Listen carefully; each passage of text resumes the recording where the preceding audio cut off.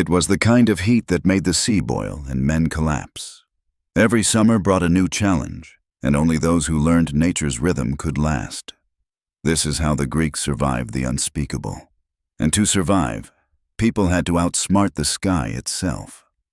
By early June, the clouds disappeared like they had been swept away by a divine hand, leaving behind nothing but a vast, burning sky that showed no mercy. The light didn't just fall, it crushed. It pressed down on skin, on roofs, on olive groves and sleeping dogs.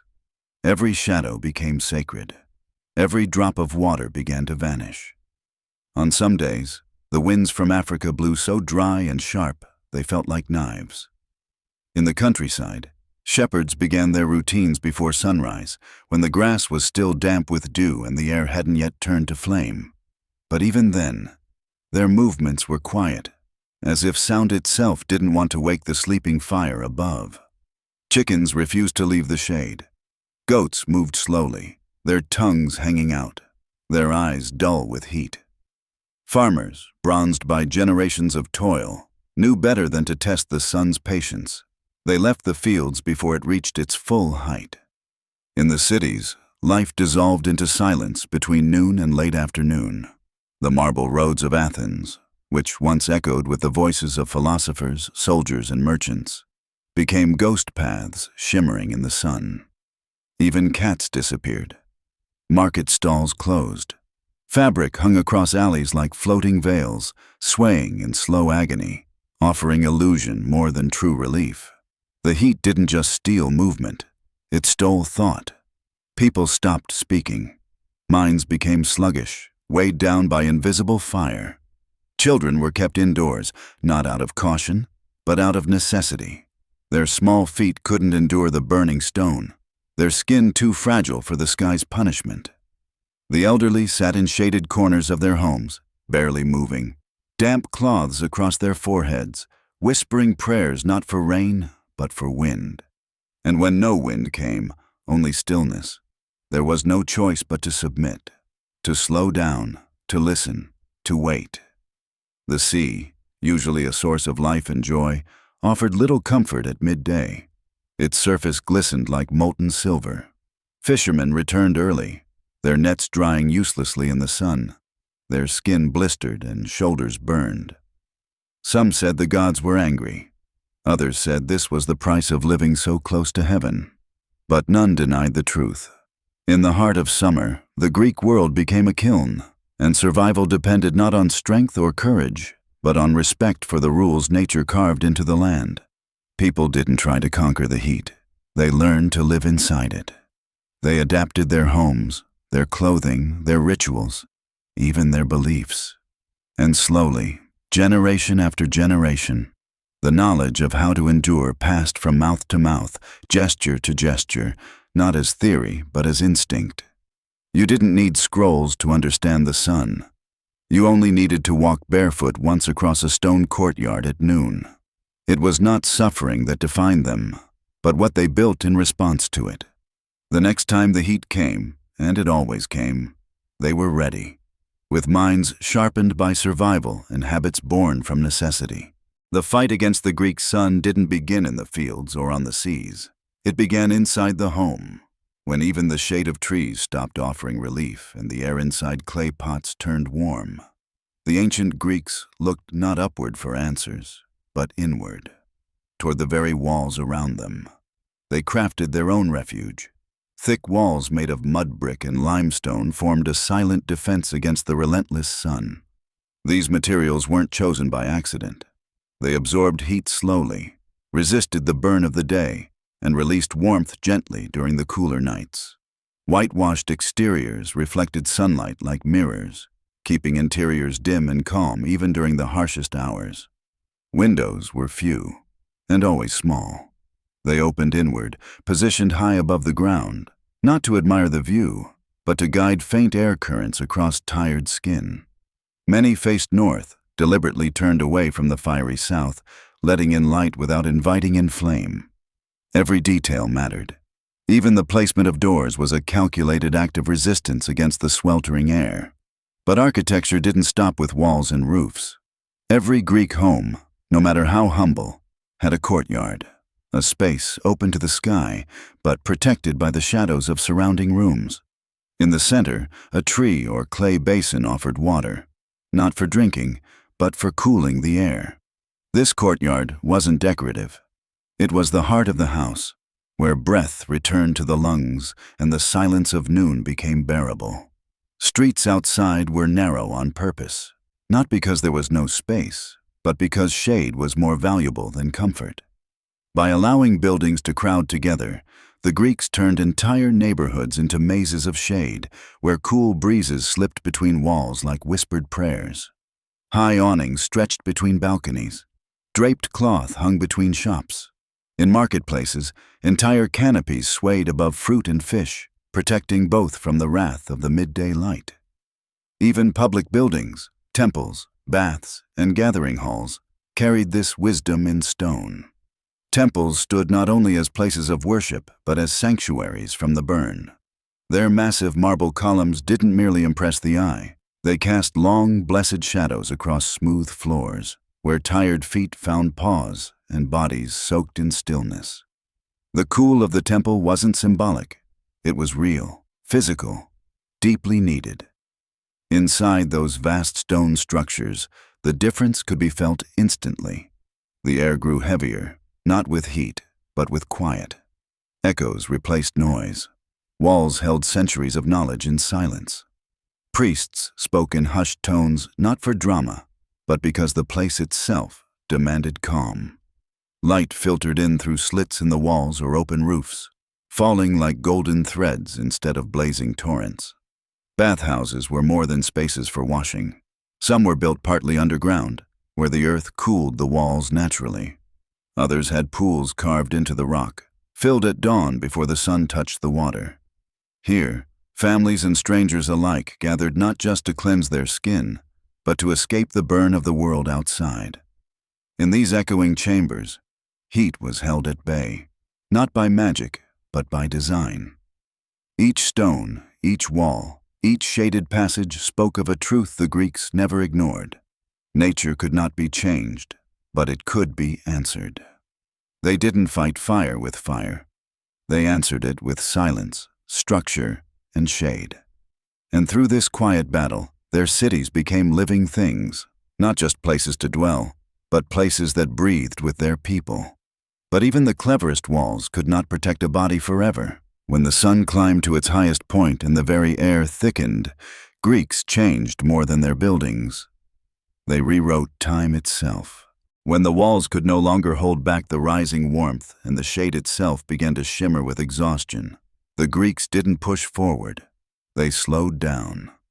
In the height of summer, time ceased to be a ruler and became a rhythm, whispered not by clocks but by the sun itself. From the first pale glow over the mountains to the velvet hush of dusk, every hour carried meaning, and every action was shaped by necessity. The day began before most stars had vanished. Roosters crowed into silence. Farmers slipped into sandals while the ground still held the memory of night. Bread was baked by twilight's last breath, not in the morning heat. Fields were touched only by those willing to greet the soil while it still breathed coolness. Oil presses turned under shadows. Olive branches were cut in hushed movements, as if trying not to wake the fire waiting overhead. Merchants opened stalls before true light arrived. Deals were made with damp brows, trembling hands, and voices lowered by sleep. The agora pulsed softly, not with shouts, but with the sound of decisions made quickly and hands moving faster than mouths. No one lingered. No one stalled. The sun, though distant, was already stirring behind the hills, and when it came, it would allow no mercy. By mid-morning, doors began to close one by one. Curtains were drawn, not for privacy, but for survival. Animals lay motionless in doorways, their bodies stretched against the coolness of stone. Children were called inside, their laughter swallowed by the growing weight of heat. Conversations faded. Markets emptied. The world pulled inward, retreating into silence and breath. This stillness was not laziness. It was wisdom. The Greeks didn't waste energy resisting the unbearable. They paused, waiting for the earth to exhale. The hours between noon and late afternoon were sacred, protected, honored by silence. Even the gods seemed to rest.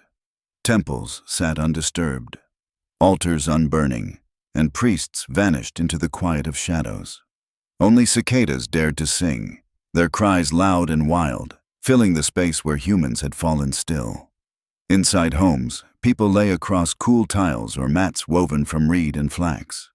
Clay jugs of watered wine stood close to lips. Fingers traced droplets along ceramic walls. Bread soaked in vinegar, faces pressed against cloth. This was not hiding. It was preparation. In the stillness of noon, the Greeks did not surrender. They preserved themselves for the world that returned with the fall of light. As the sun began its descent, movement returned, slowly, carefully, as if the city itself was waking from a trance. Water was poured over stone steps to cool them for evening feet. Fires were kindled softly, not for warmth, but for the ritual of evening meals. The agora lit up again, not with the brightness of dawn, but with the golden hush of twilight. Here, in these hours, people reappeared. Evenings were not a time for haste. They were deliberate. Stories were told.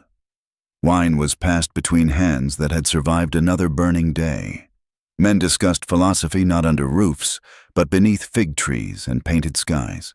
Women gathered to grind herbs, wash linens, and sing as the air lightened around them. Children ran again, their feet finally free, their laughter echoing against the stone that had cooled with the sun's departure. And when darkness fell, it didn't bring fear, it brought relief. Night was not the end of the day, but its reward. Under stars, the heat faded like a bad memory. Sleep came slowly, welcomed like an old friend. Bodies relaxed, not from comfort, but from survival. And just before dreams arrived, the Greeks knew one truth deeply. They had endured again, not through strength, but through rhythm, patience, and trust in the pattern that the earth itself had carved. But endurance came in more than motion and stillness. It lived in the food on their plates, in every leaf and fruit chosen to cool the body and soothe the fire within. When the air became thick enough to drink and the ground radiated heat like a smoldering forge, no heavy meal could be stomached. The Greeks didn't fight this truth. They built their kitchens around it. They ate to endure. And in that endurance, food became not only sustenance, but strategy. Their plates weren't piled high with roasted meats or boiling stews. Instead, they filled clay bowls with what the earth offered gently: soft figs, peeled grapes, crushed cucumbers soaked in vinegar and mint. A handful of barley bread, coarse, dense, often dipped into cool water or mixed with oil, anchored their meals, never overwhelming, always grounding. Simplicity wasn't a lack of choice. It was deliberate. Every ingredient chosen spoke of balance, preservation, and care. Nothing hot touched the tongue after midday. Pots remained silent, and fires slept. Instead, families gathered around platters where olives glistened beside fresh cheese, where slices of melon offered wetness that mouths had longed for since dawn. Salted fish, left to dry in morning breezes, was softened in oil before being shared. No spices screamed, no sauces drowned. Flavors whispered, clean, direct, and necessary. Wine, always diluted with water, was poured not to intoxicate but to cool. Drunk slowly, it refreshed without clouding thought. Even children were allowed small sips during meals, not as indulgence but as tradition. Vinegar was added to water not only for taste, but to awaken the senses dulled by heat. No drink was ever taken quickly. Every swallow was measured, thoughtful, like a ritual performed in silence. Garlic, onions, and leeks, sharp to the tongue and burning to the breath, were not banished in summer. Instead, they were believed to bring balance, to stimulate what the sun dulled. Crushed into spreads, chopped into relishes, or wrapped inside vine leaves, these strong ingredients acted like medicine, steadying the body against the day's relentless assault. Meals were rarely eaten alone. In shaded courtyards or beneath trellised vines, people gathered not for ceremony, but for restoration. The food may have been simple, but the moment was sacred. The rhythm of chewing, the hum of quiet voices, the sight of dripping fruit, all wove together into a kind of calm that no wall or column could provide. In these gatherings, life returned. There were no elaborate banquets in the heart of summer. That was a luxury reserved for cooler months. In the heat, feasts were shorter, smaller, but deeply meaningful.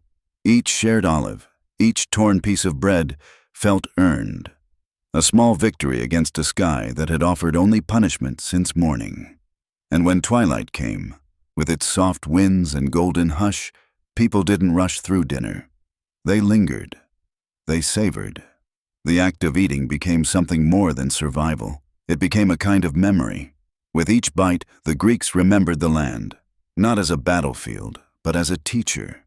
They learned what ripened when, what cooled best, what filled without weighing down. These lessons weren't written. They were passed through practice, passed through hunger, passed through time. And in those moments, when sweat still clung to brows and plates sat nearly empty, the body felt not full, but clean. That was the point. Food wasn't meant to conquer the heat. It was meant to live beside it, to offer just enough strength to face the next day's blaze. But survival wasn't only physical. In this delicate balance of taste and temperature, something else stirred, a quiet form of worship. Not of idols or altars, but of life itself. And so, when the meal ended and silence returned, another truth lingered. That even in heat's fiercest hour, the Greeks had found a way to make peace with fire. In a land scorched by daylight and shaped by fire, even the divine learned to bow before the summer sky. The Greeks, though proud and unyielding in battle, understood when to kneel, not from fear of men, but from awe before forces that no sword could touch. The sun was not an abstract symbol. It was a living presence that shaped not only their streets and bodies, but their very souls. Myths didn't ignore the heat. They whispered its warning. Helios, driving his flaming chariot across the heavens, wasn't a gentle guardian. He was fierce, untamed, unforgiving.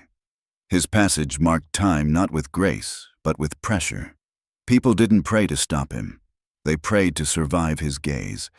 And when stories told of Phaethon, the son who stole his father's reins, it wasn't a tale for children. It was a warning. Those who touch the sun without reverence are always burned. Temples weren't built to capture the full brilliance of day. Instead, they embraced twilight, shadow, and stone. Their entrances were often aligned not toward the rising blaze, but to angles that softened its strike. Inside, columns swallowed sound, and walls remained cool long after the earth had begun to glow. The divine was not found in exposure, but in shelter. Offerings were placed in darkness, beside oil lamps that flickered gently, as if unwilling to disturb the stillness. Rituals avoided the noon hour like plague. Sacrifices occurred at dawn or dusk, when the air carried weight but not wrath. Priests moved slowly, their robes damp with sweat, their chants measured like breath. Incense burned in shaded alcoves, its smoke curling through the dim, not rising into blinding air. Even the act of worship bent to the rhythm of the climate. Divinity didn't require spectacle. It demanded presence, quiet, steady, aware. Festivals adapted to the fire. Ceremonies held in midsummer were scheduled under stars, not sun. Dances occurred beside rivers, feet wet, torches flickering against moving water. Music sounded softer in the dark, when drums echoed off cliffs and flutes pierced the stillness with notes that felt both human and holy. Sacred groves offered both silence and salvation. Nestled in high valleys or deep hills, these spaces weren't marked by marble, but by the breath of trees. There, pilgrims came not to witness grandeur, but to feel peace. Leaves rustled like prayer. Springs bubbled through roots. Shrines sat hidden among moss and rock, unadorned but deeply alive. No fire reached them. The oracle of Delphi, voice of Apollo himself, spoke not during midday's blaze, but in the folds of morning. Deep inside the temple, below the earth, she inhaled sacred fumes and delivered truths too fragile for sunlight. Her chamber remained dim, protected, cool. Prophecy did not shout. It whispered, echoing what the land already knew, that survival required listening more than speaking, stillness more than motion. The gods of Greece weren't aloof. They mirrored life, reflected struggle, expressed what people feared and loved. And in the heat, those fears were not of war or famine. They were of collapse, fire, thirst, and madness. The sun could boil reason out of a man's skull. Only the wise remembered how to walk through summer without losing themselves. But while faith gave meaning and ritual offered comfort, the body still had to move, breathe, live. The heat didn't care for status, wealth, or wisdom. It pressed against every back the same way, relentless and close. But where stone sheltered bodies and shade softened the blow, it was cloth that stood between flesh and fire. And in ancient Greece, what one wore wasn't chosen for appearance. It was chosen for breath, for movement, for life. The human form, exposed under that merciless sky, needed more than courage. It needed strategy. Layers were not piled on, but carefully arranged, each piece a barrier that didn't smother but allowed the wind to pass through. Linen, light and loosely woven, became a second skin, not to hide the body, but to protect it without suffocating it. Wool, though heavier, was often softened and thinned, reserved for certain hours when the chill of dawn still lingered. Men tied their chitons loosely, allowing the breeze to slip beneath the folds. No tightness was allowed. Belts hung low or not at all. The fabric danced with the air, not against it. Each fold served a purpose: to cool, to cover, to shift with movement and release trapped heat. Nothing was stiff. Nothing held still. Every stitch responded to the sky's weight. Women adapted their garments with equal precision. Drapes were layered with intent, not excess. Tunics fell longer, yet remained light, often pinned at the shoulders to leave arms free and air accessible. Veils, thin as breath, were drawn over heads and faces, not just for modesty, but to soften the glare and guard against dust that settled like ash on eyelashes. These coverings didn't silence expression. They extended it. They turned suffering into grace. Feet could not endure the burn of midday stone. Sandals, thin and strapped, offered some protection but little escape. Many preferred to remain barefoot within homes, pressing soles against cool earth, finding relief in contact with what still remembered the night. Outside, stepping from one shaded patch to another became an act of precision, almost ritualistic in its urgency. Hair wasn't just tied, it was managed. Pulled back, wrapped, braided into forms that reduced warmth and allowed sweat to evaporate rather than cling. Long hair was a gift and a curse, beautiful in the breeze, burdensome beneath the sun. Olive oil, pressed from the trees that outlived generations, was applied to skin as both armor and healer. It sealed in moisture, protected against cracking, and gave bodies the sheen of survival. The sun didn't only burn, it aged. Skin, constantly exposed, wore down under the weight of months. Elders taught the young how to shield their arms without surrendering movement, how to position their bodies when walking uphill under light that pierced through branches. Every gesture, every choice of thread, became an inheritance passed quietly through observation and repetition. Clothing wasn't decoration. It was memory made visible, a reflection of battles fought not with enemies, but with elements. To watch a group of elders sitting in the shade, linen resting gently on weathered limbs, was to see wisdom without words. Their silence wasn't absence. It was proof that they had learned how to listen to the land. Even soldiers, hardened and trained for violence, abandoned armor during heat's cruelest weeks. They trained in minimal garb, relying on shade, discipline, and breath control. No blade could protect from the sun's strike. No shield could block the sky. But fabric, plain, pale, soft, gave them the edge they needed to endure one more day beneath the fire. And when night returned, and garments were removed, folded, or hung beside quiet walls. What remained wasn't exhaustion. It was gratitude. The body, still marked by heat, felt lighter beneath stars, and the cloth, resting nearby, waited without ceremony for the next morning's war against the light. When fabric no longer cooled the skin and walls trapped more heat than they kept out, there was only one refuge left: water. It was not a luxury nor a comfort, but a necessity drawn straight from the bones of the earth. In ancient Greece, water was more than liquid. It was medicine, memory, and miracle, something that didn't just refresh, but restored what fire had taken away. At the first sign of dawn, long before the sun could scorch the ground, women carried jars down narrow paths to springs hidden among rocks. Their steps were silent, their hands steady. The journey wasn't for ritual alone. It was survival wrapped in routine. The vessels were filled slowly, one by one, from sources that had flowed for generations. These springs whispered beneath fig trees, veiled by vines, and guarded by silence more sacred than stone. Back in homes, that same water was poured into shallow basins used to rinse sweat from arms, dust from faces, and heat from tired skin. Children splashed in clay tubs or sat quietly while cool hands wiped their brows. No one wasted a drop. Even rinsing fruit or washing linen became a ceremony. Water was honored like a guest, welcomed, treasured, never taken for granted. Public fountains gurgled softly in the hearts of cities. Their presence meant more than beauty. They marked life itself. In shaded courtyards, travelers stopped not just to drink, but to listen. The sound of falling water soothed tempers, eased breath, and broke the spell of a burning afternoon. Philosophers gathered nearby, speaking in hushed tones, their words softened by the lull of movement flowing over stone.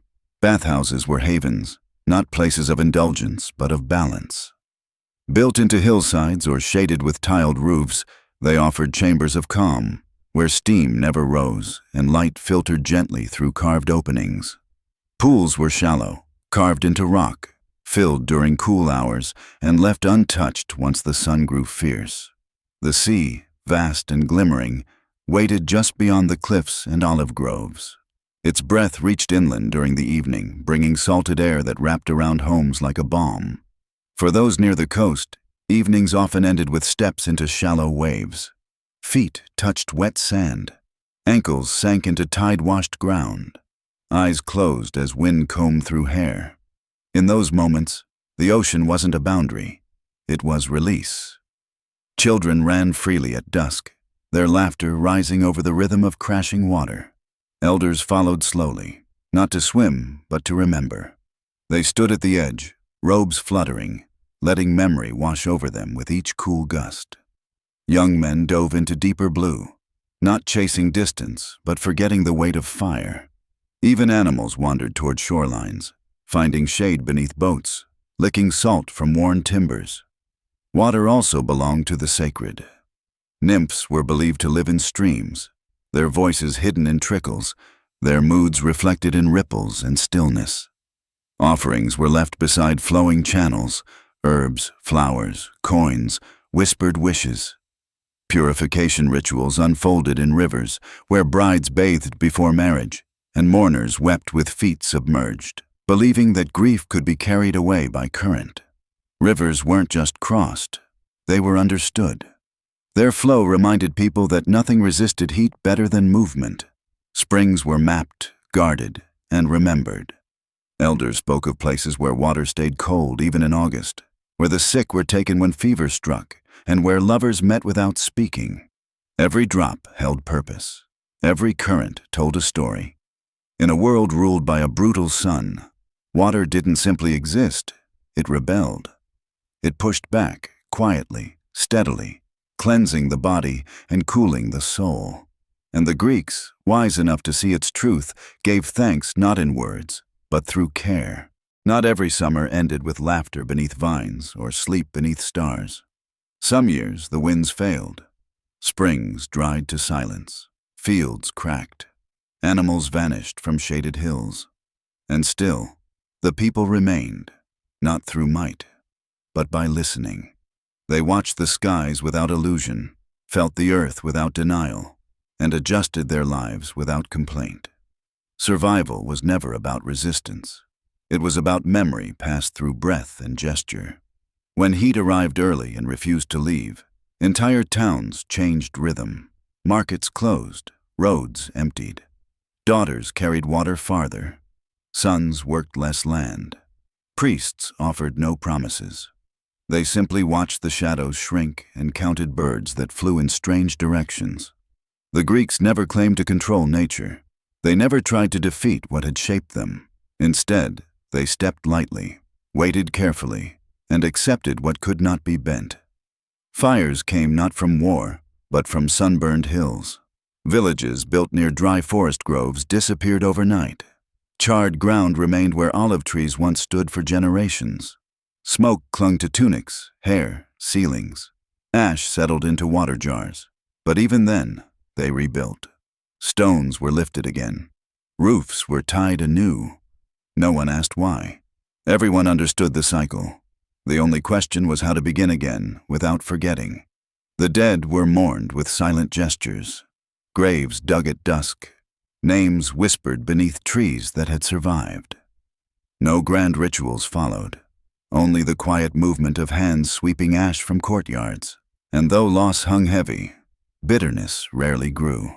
They had always known the risk of living under an open sky. Heat did not betray them. It merely reminded them who was in command. What gave them strength wasn't resistance, it was rhythm.